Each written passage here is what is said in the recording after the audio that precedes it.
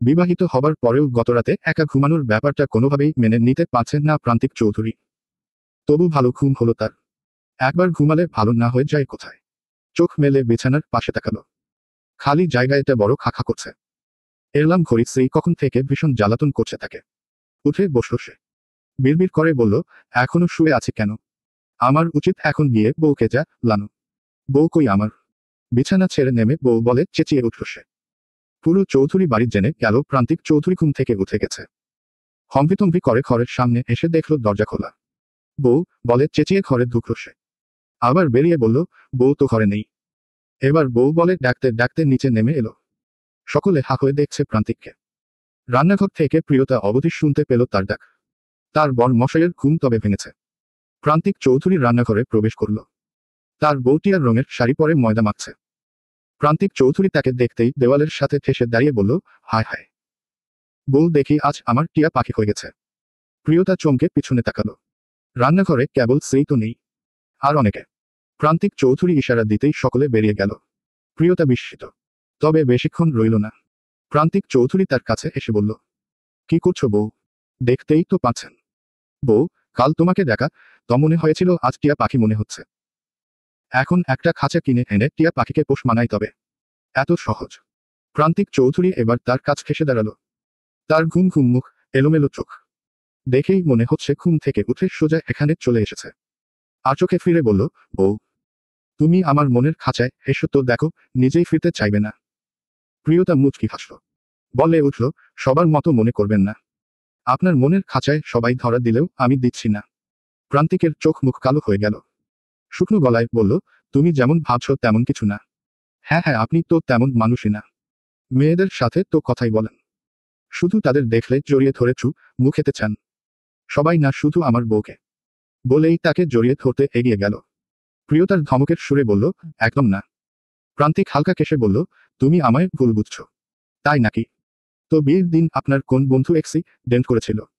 সত্যিই বন্ধু তো? তুমি আমায় সন্দেহ করছো বউ? ও সত্যিই আমার বন্ধু। আচ্ছা, একদিন দেখিয়েন তাকে। দেখাবো। মেয়ে বন্ধু না হলেই হলো। প্রান্তিক হালকা কেশে বলল, না না, ছেলে বন্ধুই। আমার কোনো মেয়ে বন্ধু নেই। প্রিয়তা ভ্রু কুঁচকে তাকালো। প্রান্তিক চোখের ইশারায় তাকে আশ্বাস দিচ্ছে। প্রিয়তা বোধহয় বিশ্বাস করল না। মুখ ভেঙচি কেটে আবারও কাজে মনোযোগ দিল। প্রান্তিক চৌধুরী দাঁড়িয়ে দাঁড়িয়ে তার বউকে দেখছে। দেখছে খুব মনোযোগ দিয়ে। না, দাদাজানের বয়স হলেও চোখের তেজ ভালো। খাঁটি সোনাই এনেছে তার জন্য। Pure gold. দৃষ্টি গেল তার নন্দিত কোমরের দিকে। শাড়ির ফাঁক দিয়ে ফর্সা কোমরের একাংশ দেখা যাচ্ছে। প্রান্তিক ঠোঁট কামড় ধরল। বাঁকা চাহনিতে চোখ ফিরাল এদিকে। বউ তার নরম হাত ময়দা মাখছে। প্রিয়তা বরকে দেখছে আচোখে। এই লোকের এমন নীরবতা তাকে এরাও দেখাচ্ছে। প্রান্তিক চৌধুরী নরম গলায় বলে উঠল, এত নরম হাতে ময়দা মাখে নেই। প্রিয়তা হেসে শুধায়, চর চেয়েছেন কখনো? প্রান্তিক মলিন মুখে বলে উঠল, এত তোত্তারা তোত্তারা কথা কেন বলো বউ? তবে বউ, তুমি কিন্তু ময়দা ভালোই মেখেছে। একদম সফট সফট। ঠিক তোমার। মাথা ঘুরিয়ে তার কোমরের দিকে ফিরল। প্রিয়তা হতভম্ব সামনের গ্লাসের পানি ছুরি মারল প্রান্তিকের দিকে। প্রান্তিক ঘাবড়ে উঠল। হকচকিয়ে ফিরে তাকালো প্রিয়তার দিকে। প্রিয়তার তার মুখের উপর বলল, ছি, অসভ্য। শাড়ির আঁচল ছেড়ে চলে গেল ওদিকে। প্রান্তিক চৌধুরী মুখের পানি ছেড়ে আবারও পিছু নিল বউয়ের। প্রিয়তা তখন গরম কড়াইয়ে ডিম ভাজছে। প্রান্তিক চৌধুরী পাশে দাঁড়িয়ে চেঁচিয়ে উঠল। হাতের আঙ্গুল তুলে বলল, কাজটা তুমি ঠিক করলে না বউ। প্রিয়তা গো, রংখু, এনতি তৎক্ষণাৎ তার হাতে লাগিয়ে দিল। প্রান্তিক চৌধুরী লাফিয়ে উঠল। চোখ মুখ গরম করে তাকালো এদিকে। প্রিয়তার এনতি হাতে শাসাতে লাগালো। এরপর আমার সাথে চেঁচিয়ে কথা বললে এই খুন্তি একদম মুখে লাগিয়ে। এই যে ঠোঁটের কাছে। প্রান্তিক চৌধুরী হাত দিয়ে ঠোঁট চেপে বলল, তোমার এত সুন্দর ঠোঁট থাকতে ওসব কেউ ঠোঁটে লাগায় নাকি? প্রিয়তা চোখ গরম করে বলল, কি বললেন? লাগিয়ে দেব। প্রান্তিক ঠোঁট কামড়ে বলল, কি? তোমার ঠোঁট? প্রিয়তা নাক ফুলিয়ে খুন্তি দেখিয়ে বলল, না, এটা খুব শখ দেখছি আপনার। দেই একটু লাগিয়ে। প্রান্তিক চৌধুরী 2 পা পিছিয়ে বলল, না না, চলে যাচ্ছি আমি। বের হন এক্ষুনি। টিয়া পাখি বললে কি হবে? বউ আমার এখনো কাতি আছে। কি বললেন? কিছু না। ছুটে পালালো প্রান্তিক চৌধুরী। একমনে বলতে লাগলো, বাপরে, সত্যি সত্যি বউ আমার একটা দেখা তো। Dash dash dash dash dash dash dash dash dash dash. প্রিয়তার রান্নাঘর ছেড়ে এসে দাঁড়ালো বসার ঘরে। দোতলায় দেখলো মেয়েগুলো আজও লাইন ধরে তার বরের ঘরে যাচ্ছে। প্রিয়তা এখান থেকেই দৃঢ় গলায় বলল, থামো। থেমে গেল সকলে। মুখ ফিরে এদিক তাকালো। কোমরের গুজে রাখা শাড়ির আঁচলটুকু ছেড়ে দিল। খোপা বাঁধা চুলগুলো আপনা আপনি ছেড়ে গেল। সিঁড়ি বেয়ে উঠছে প্রিয়তা। বাঁকা চাহনিতে মেয়েগুলোকে দেখল। এক একজনের হাতে শার্ট, স্যুট, টাই। এদের কাজ হচ্ছে এগুলো ইস্ত্রি করে স্যারের কাছে নিয়ে যাওয়া। তবে নিয়ে যাওয়াই বরাদ্দ নয়। গতকালই প্রিয়তা বাকিটা জেনে গেছে। দৃঢ় স্বরে বলল, এগুলো স্যারের ঘরে রেখে চলে আসবে। সামনের মেয়েটা শুধালো, জি ম্যাম। বললাম এগুলো রেখে চলে আসবে। কিন্তু স্যারের তো হেল্পের দরকার হয়। প্রিয়তা মুচকি হেসে বলল, সেজন্য তো আমি চলে এসেছি। ও কাজ এখন তোমাদের না। যা বলেছি তাই করো। আর স্যারের এত হেল্প করার ইচ্ছে থাকলে নিচের রান্নাঘরে চলে যাও। দেখবে ফ্রিজের পিছনে খুব ময়লা জমে আছে। ওটা পরিষ্কার করো। আর বাকিদের কাজটা আমি পরে বলে দিচ্ছি। ঠিক আছে, যাও যাও। প্রিয়তার কথা শুনে মেয়েগুলোর মুখে আধার নেমে এলো। কিন্তু এবার মুখের উপর কিছু বললে যে চাকরি থাকবে না এটা এখন বুঝে গেছে। ম্যাম স্যারের সাথে যা করছে এরপর মেয়েগুলো আর কথা বাড়াল না। প্রান্তিক চৌধুরী বসে আছে চেয়ারের উপর। একটু আগেই গোসল সেরে বেরিয়েছে। পাশেই একটা মেয়ে দাঁড়িয়ে হেয়ার ড্রায়ার দিয়ে তার চুল শুকিয়ে দিচ্ছে। প্রান্তিকের হাতে ফোন। সে ফোনে মগ্ন অথচ মাথায় ঘুরপাক খাচ্ছে নতুন বউয়ের কথা। কিভাবে বউকে সে আনা যায়। তাকে রেখে অফিসে যেতে বিন্দু মাত্র ইচ্ছা করছে না তার। দেখলো মেয়েগুলো একের পর এক ঢুকছে না। বিছানার উপর তার শার্ট আর স্যুট রেখে বেরিয়ে গেল তারা। ভ্রু কুঁচকে ফেলল সে। দরজায় নজর পড়তেই দেখল তার বউ দাঁড়িয়ে। প্রান্তিক চমকে উঠল। তার ঠোঁটের কোণে বাঁকা হাসি। টিয়া রঙের শাড়িতে তার বউকে টিয়া পাখির মতো লাগছে। প্রান্তিক উঠে দাঁড়ালো। মৃদু হেসে বলল, তুমি এখানে। প্রিয়তা পিছনের মেয়েটাকে আচোখে দেখল। মেয়েটি বেরিয়ে গেল। প্রিয়তা এসে দাঁড়ালো বরের সামনে। বলল, নিন, তৈরি হয়ে নিন। কেন? তুমি তৈরি করে দিবে না? আপনি বাচ্চা না। স্যুট রাখা আছে পরে নিন। প্রান্তিক চৌধুরী দুই হাত পকেট গুজে তার বউয়ের দিকে ঝুঁকে গেল। ফিসফিসিয়ে বলল, না তুমিই পরিয়ে দিবে। না হলে আমি ওদের ডেকে নিচ্ছি। প্রিয়তা চোখ ঘুরিয়ে তাকালো। প্রান্তিক তাকিয়ে আছে চোখ মিলিয়ে। চোখে চোখে বিরাট যুদ্ধ। প্রান্তিক চৌধুরী ঠিক বুঝেছি তার বউ তাকে কাছে আসতে না দিলেও অন্য মেয়ের সাথে তাকে সহ্য করতে পারছে না এক দ্বন্দ্ব।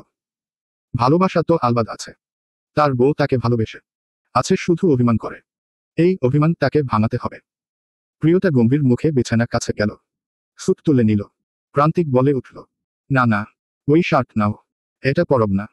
প্রিয়তা সাদা রঙের শার্ট হাতে নিয়ে এগিয়ে আসে। দেখল প্রান্তিক রার মতো দাঁড়িয়ে আছে। দাঁড়িয়ে আছেন কেন? খুলে দাও এটা। আমি। কেন? আপনি খুলতে পারেন না? না পারলে বলো। আমি ওদের ডাকছি। কেন? আপনার কি হাত ব্যথা করে? প্রান্তিক প্রিয়তার হাতখানি ধরে বুকের বা পাশে রেখে বলল, না, এখানে ব্যথা করে। হাত সরিয়ে নিল প্রিয়তা। প্রান্তিক চৌধুরী হেসে উঠল। পরনে তার কালো রঙের শার্টের বোতাম খুলছে প্রিয়তা। প্রান্তিক চৌধুরী তীক্ষ্ণ নজর তার উপর। প্রিয়তা একটু বাদে বাদে চুল তুলে তাকে দেখছে। মিনমিন করে হাসছে প্রান্তিক। ওদিকে দরজার আড়ালে মেয়েগুলো এই দৃশ্য দেখে জিও কামড়ে বিদায় নিল। প্রান্তিক অপেক্ষা করছে। শার্টের বোতাম খোলা হলে প্রান্তিক চৌধুরী শার্ট খুলে বিছানায় ছুঁড়ে মারল। প্রিয়তা আচোখে দেখছে তার বলিষ্ঠ দেহখান। গলার কাছের রগগুলো ফুলে উঠছে একটু বাদে বাদে। এই সুঠাম দেহ এড়িয়ে যেতে পারছে না সে। তবুও মনস্থির করে নিল। যেই একটু পিছিয়ে যাবে অমনি সুযোগ বুঝে প্রান্তিক চৌধুরী তাকে চাপতে ধরল।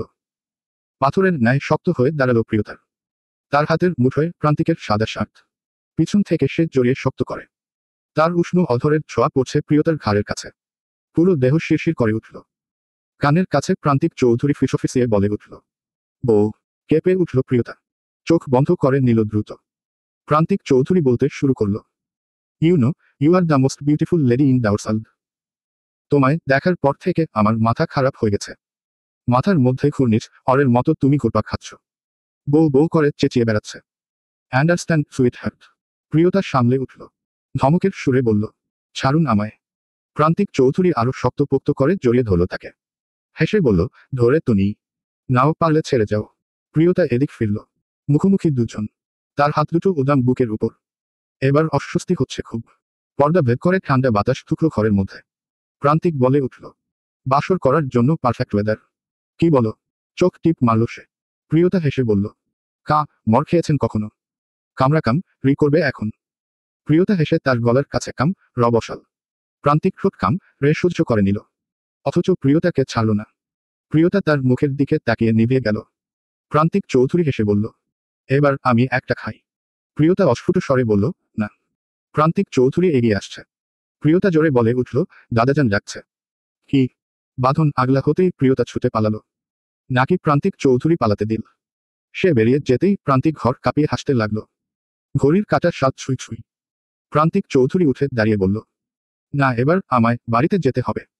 বউ আমার অপেক্ষা করছে। আলফি বিয়ারের বোতলে চুমুক দিয়ে বলে উঠল, কি বললি? আশিক শুনলি তো? নাকি আমিই ভুল শুনলাম? আশিক কয়টা বাজে দেখত? 7:01। মান্নাত এসে প্রান্তিকের ঘাড়ে হাত রেখে বলে উঠল, আমার বন্ধুর দেখছি সুবুদ্ধি হলো। কিরে? রাত 3-4 আগে যে ছেলে বাড়ি ফিরে চাইছে। বাবা, বউ কি জাদু করলো শোনা? আশিক ফিক করে হেসে উঠল। প্রান্তিক মান্নাতের হাত সরিয়ে বলল, আগে বিয়ে করো, তাহলে বুঝবে বিয়ের মধু কি জিনিস। আশিক সোফার উপর হেলান দিয়ে বসে বলল, মধু? হ্যাঁ, তোর বিয়ের কথা তোর এক্স মধু ওরফে মধুরিমা থেকে জেনেছি। ভাবা যায়, বেস্ট ফ্রেন্ডের বিয়ের খবর তার এক্স থেকে জানছি। এর আগে মা তাল হয়ে রে গেলাম না কেন? আলফি বলে উঠল, আর আমায় জানালো ইরিনা। কি কেস ভাবতে পারছিস? ইরিনার কথা শুনে মনে হচ্ছিল বেচারি কান্না করছে। বললাম, ক্লাবে আসো দেখা করি। প্রান্তিক তাকে একটা লাথি মেরে বলল, শালা কম যাও না। যেই সুযোগ পেলি অমনি। আলফি ধপ করে মেঝেতে পড়ে গেল। হামাগুড়ি দিয়ে হাসতে লাগল। তুই মান্নাতকে জিজ্ঞেস কর, ওকে কে জানালো? বেচারার ক্রাশ। দুঃখ বুঝতে পারছি। প্রান্তিক মান্নাতের দিকে ফিরল। গাল টেনে বলল, সত্যি সোনা, ফাজলামি করিস না। ঈশিতার সাথে কাজটা তুই ঠিক করিসনি। বেচারি কি দুঃখ পেয়েছে জানিস? আশিক আরেক দফা হেসে বলল, ওরা প্রান্তিকের এক্স। এরপর আবার দুঃখ কেন পায় এটাই বুঝি না। তোর এক্স এত লয়াল প্রান্তিক। প্রান্তিক এসবে পাত্তা দিল না। মান্নাতকে বলল, ঈশিতার পিছনে ঘুরিস না মান্নাত। আমার এক্সকে ভাবি ডাকে খুব কষ্ট হবে আমার। শালা, ভেবেছিলাম বিয়ের আগে তোর সাথে বউয়ের একদিনের জন্য হলেও ফ্লাটিং করব। তাহলে আমার মনের স্বাদ মিটত। প্রান্তিকের মুখ নিমিষেই পাংশু বর্ণ ধারণ করল। দাঁতে দাঁত চেয়ে পেয়ে বলল, হারামজাদা জবা, ই করব তোকে। মান্নাত জিও কেটে বলল, ছি ছি। তওবা তওবা, এখন তো আমার ভাবি। এসব এখন ভাবছি না। প্রান্তিক থমথমে গলায় বলল, আগেও ভাবা উচিত হয়নি। ব্যাপারটা অন্যদিকে গড়াচ্ছে ভেবে আলফি মাঝে এসে বলল, থামো থামো। ও মজা করে বলেছে। ভাবি নিয়ে কোনো মজা না। আমি তোদের আগেও বলছি। মান্নাত এগিয়ে এসে ঘাড়ে হাত রেখে বলল, সরি দোস্ত। মুখ ফুসকে বেরিয়ে গেছে। প্রান্তিক তার হাত সরিয়ে স্যুট হাতে নিয়ে বলল, গেলাম আমি। আশিক উঠে দাঁড়িয়ে বলল, আহা থামো না। মান্নাত ভাবিকে দেখলেই পা ধরে মা ফচাইবি। এর আগেও বলেছি এসব নিয়ে কোনো মজা না। প্রান্তিক তুই বল, আরিনার কি খবর? আলফি তাল মিলিয়ে বলল, হ্যাঁ তো। শুনলাম মিজান শিকদার নাকি হাসপাতালের তোকে অনেক অপমান করেছে। আমাদের ডাকলি না কেন? ছাড় তো এই কথা। ওদের কথা ভালো লাগে না। তো ভাবির কথাই বল। আগে দেখেছিলি তাকে? দাদাজান দেখিয়েছিল তাকে। প্রান্তিক বলতেই যাচ্ছিল। এর মধ্যেই গাড়ির আওয়াজে সকলে তস্থ। আশিক লাফিয়ে উঠল। ঘাবড়ে উঠে বলল, এই রে, ও আসছে। ফ্রিফ্রি করে 4 জন মিলে নিচ থেকে কোহলের বোতলগুলো নিয়ে ডাস্টবিনে ফেলল। হাই হিলের শব্দ ভেসে আসছে। 4 জনেই চুপ। মৌমিতা ভিতরে ঢুকেই সবার আগে চোখ গেল প্রান্তিকের দিকে। জুতো একটা খুলে রে ফেলল তার দিকে। প্রান্তিক কোনোমতে বাঁচল। এত রেগে কেন আছিস বোন? মৌমিতা এসেই তার চুলতে নে ধরল। দাঁতে দাঁত চেপে বলল, বাদরের বা, ওচা, তুই বিয়ে করলি কিন্তু একবারও জানালি না। আবার জিজ্ঞেস করছিস কি হয়েছে? আহ লাগছে। থামো না। আমি নিজেও জানতাম না। তুমি তো কিছুই জানতে না। ফারিয়ার সাথে কিভাবে রাত কাটালে সেটাও মনে পড়ে না। পিছন থেকে 3 পুরুষ একসাথে বলে উঠল, ফারিয়া। তুই ফারিয়ার সাথেও টেট করেছিস প্রান্তিক। আলফি মাথায় হাত রেখে বলল, শালা কিছু তো রাখো আমাদের জন্য। প্রান্তিক জিও কেটে বলল, ছি ছি। না না, আমি ফারিয়ার সাথে কিছু করিনি। বিশ্বাস কর। ও মিথ্যে বলছে। ও কার মেয়ে জানিস তো? এমপির মেয়ে। ভাবতে পারছিস? প্রান্তিক গলা চেঁচিয়ে বলল, কিন্তু আমি তো কিছু করিনি। আশিক মুখ টিপে হেসে বলল, তুই এত কাণ্ড করেছিস যে আমরা বুঝতেই পারি না কোনটা সত্যি আর কোনটা মিথ্যে। আমার বউয়ের কসম। আরিনার পর থেকে আমার কারোর সাথে নেই। আলফি বলে উঠল, দেখ। তবুও শেষে আরিনা। মৌমিতা চোখ করে বলল, তুই যে কিভাবে নিজেও জানিস না। তোর বউয়ের ভাগে কি আছে খোদাই জানে। আমি যখন আছি, ভালো কিছুই আছে। আশিক হেসে বলল, তুই আছিস এটাই বড় চিন্তা। মৌমিতা চোখ ঘুরিয়ে তৎক্ষণাৎ ফিরল আশিকের দিকে। আশিক মুখ বন্ধ করে নিল। মৌমিতা আরেক পায়ের জুতো খুলে তার দিকে এগিয়ে এসে বলল, তুই এখানে কি করছিলি? হ্যাঁ গিলছিস। কতবার ফোন করেছি, ফোনে কথা বলছিস না কেন? কথা বল। আশিক মুখ করে মাথা নাড়ছে। কথা বললেই শেষ। আর রক্ষে নেই। মৌমিতা জুতো হাতে নিয়ে তাকে শাসা ইচ্ছে। ওদিকে 3 মাথা একসাথে সেই মজা নিচ্ছে। মৌমিতা চেঁচিয়ে বলল, কি রে, বোবা হয়ে গেছিস? কথা কেন বলিস না? কয়টা বাজে? তোকে না বলেছি 7টা বাজার আগে বাসায় ঢুকবি? কথা কানে ঢুকে না? মান্নাত বলে উঠল, আমাদের সাথেই তো ছিল। এটাই বড় চিন্তা তোদের সাথে আছে। তোরা সবাই এক গোয়ালের গরু। এই তুই এখনো দাঁড়িয়ে আছিস কেন? বাসায় চল। আশিক ছুটে এসে প্রান্তিকের হাত থেকে জুতোটা নিল। তার প্রেমিকা মৌমিতার হাত থেকে জুতোটা নিয়ে নিচু হয়ে তার পায়ে পরিয়ে দিল। এরপর মাথা নেড়ে বিদায় নিল সে। মৌমিতা যাবার আগে প্রান্তিককে এই বলে সাবধান করল, এবার ভালো হয়ে চল। বিয়ে করেছিস কিন্তু। আলতু ফালতু কিছু শুনলে তোর পাবে নেখরে বসিয়ে রাখবো। প্রান্তিক দ্রুত তার মাথা নাড়ল। ওরা যেতেই মান্নাত দীর্ঘ নিঃশ্বাস ফেলে বলল, আশিকের কপালে যে কি আছে। বিয়ের আগেই আমার বন্ধুর লাইফ তমু। আলফি মাথা দুলিয়ে বলল, যেসব মেয়েরা রাজনীতি করে তারাই ডেঞ্জারাস। এদের যত দূরে থাকা যায়। প্রান্তিক চৌধুরী তাল মিলিয়ে বলল, বউ মানেই danger race. Dash dash dash dash dash. বাড়িতে পৌঁছেতে প্রায় 9টা বেজে গেল প্রান্তিকের। প্রথমে গিয়েই উকি মারল বউয়ের ঘরে। মানতে কষ্ট হচ্ছে, সে ম্যারিড অথচ তার বউ থাকে আলাদা ঘরে। ঘরের দরজা খুলে বউ তার বেঘরে ঘুমাচ্ছে। পা টিপে টিপে ঘরে ঢুকল প্রান্তিক। এই অসময়ে বউকে ঘুমাতে দেখে একটু চিন্তা বাড়ল তার। কপালে হাত রাখতেই বউয়ের ঘুম ভেঙে গেল। প্রিয়তা চমকে উঠে বসল। চাপা স্বরে শুধায়, এসে গেছেন আপনি? এই অসময়ে ঘুমাচ্ছ কেন? এমনই। না না, দেখি। শরীর খারাপ করলো নাকি তোমার? প্রিয়তা বিছানা ছেড়ে নেমে গেল। শুধালো, না আমি ঠিক আছি। আসুন আপনাকে খেতে দেই। প্রান্তিক বোধহয় কথাটা শুনতে পেল না। আচমকা তার হাত ধরে টেনে বসাল তার কোলের উপর। হতভম্ব প্রিয়তার চোখ বের হবার উপক্রম। সে শত চেষ্টা করেও সরে যেতে পারছে না। প্রান্তিক হাতে তাকে জড়িয়ে ধরে ঘাড়ের কাছে মুখটা ঠেকিয়ে বলল, কি হয়েছে বলো না? Mood off. আপনি ছাড়বেন আমায়? হুটহাট এভাবে জড়িয়ে ধরার কারণ কি? প্রথমে বিয়ে করেছি, এখন বউকে সোহাগ করছি। অসুবিধে কোথায়? আপনার সোহাগ আমার চাই না। ছাড়ুন তো আমায়। তাকে ছাড়তে বাধ্য হলো প্রান্তিক। এরপর আবার বলা যায় কি দিয়ে দৌড়া নি দেয়। কম তো করছে না। এখন শুধু ঝাঁটার বা রিখাওয়া বাকি। বউ তার সেই ষোলকলাও পূরণ করে দেবে। তবে পিছু ছাড়ার পাত্র প্রান্তিক চৌধুরী নয়। প্রিয়তার পিছন দাঁড়িয়ে বলল, তুমি এখনো কি রেগে আছো? আজও এখানে ঘুমাবে? হ্যাঁ, আমার ঘরেই থাকবো। আমি তাহলে কাঁথা বালিশ নিয়ে চলে আসি। প্রিয়তা চোখ ঘুরিয়ে বলল, আমি বলেছি আপনাকে আসতে। বলো নি তো কি হয়েছে? চোখের ভাষা তো আমি বুঝতে পারি। ঝাঁটার বা রেখেছেন কখনো? প্রান্তিকের মুখ শুকিয়ে গেল। এই ভয়টাই পাচ্ছিল সে। এক পা দূরে গিয়ে বলল, ঠিক আছে, ঠিক আছে। আমি অপেক্ষা করব। বুঝতে পারছি হুট করে বিয়ে হয়েছে তাই তোমার মানাতে একটু সময় লাগবে। ইটস ওকে বউ। আমি তো এখানেই, পাশের রুমে। মুড চেঞ্জ হয়ে গেলে নকনি। বলেই চোখ টিপ মারল সে। প্রিয়তার চোখ মুখ কেবল শক্ত হয়ে গেল। এই লোকটা এত বকতে পারে। প্রান্তিক বের হয়ে যাচ্ছিল। প্রিয়তা ডেকে উঠল, শুনুন। প্রান্তিক চমকে উঠে বলল, মুড এত তাড়াতাড়ি চেঞ্জ হয়ে গেল? চুপ করুন। কাল আমায় একটু কলেজে যেতে হবে। কাজ আছে। প্রান্তিক ভ্রু কুঁচকে শুধায়, তুমি এখনো পড়াশোনা করো? কেন? আপনি করেননি? আমার তো শেষ সেই কবে। তুমি কিসে পড়ো? 3rd ইয়ারে আছি। তুমি তো তাহলে পিচ্ছি। কি? কি বললেন? না মানে, ভালোই। খারাপ না। প্রিয়তার সন্দেহ হলো। এগিয়ে এসে বলল, আপনার বয়স কত বলুন তো? প্রান্তিক দরজার সাথে ঠেসে দাঁড়িয়ে ভ্রু নাচিয়ে বলল, কত মনে হয় বলো তো? প্রিয়তা বিভ্রান্ত হলো। দেখে মোটেও মনে হয় 23 কি 24-এর এদিক ওদিক কিছু হবে। তবুও বর মশাইয়ের কনফিডেন্স দেখে বলল, 26। কাছাকাছি। প্রিয়তার চোখ কপালে। বলে বসল, তাহলে কত? আপনি কি বুড়ো নাকি? প্রান্তিক এগিয়ে এসে তার সামনে দাঁড়িয়ে খানিকটা ঝুঁকে গিয়ে তার গাল টেনে বলল, স্বামীকে বুড়ো বলতে নেই বউ। পাপ লাগবে পাপ। বুঝলে? হেসে বেরিয়ে গেল প্রান্তিক চৌধুরী। প্রিয়তা এখনো নিশ্চুপ। তার মনে হলো বরের ব্যাপারে এখনো তার কত কিছু জানা বাকি। চলবে। পরবর্তী পর্ব পেতে চ্যানেলটি সাবস্ক্রাইবও করুন।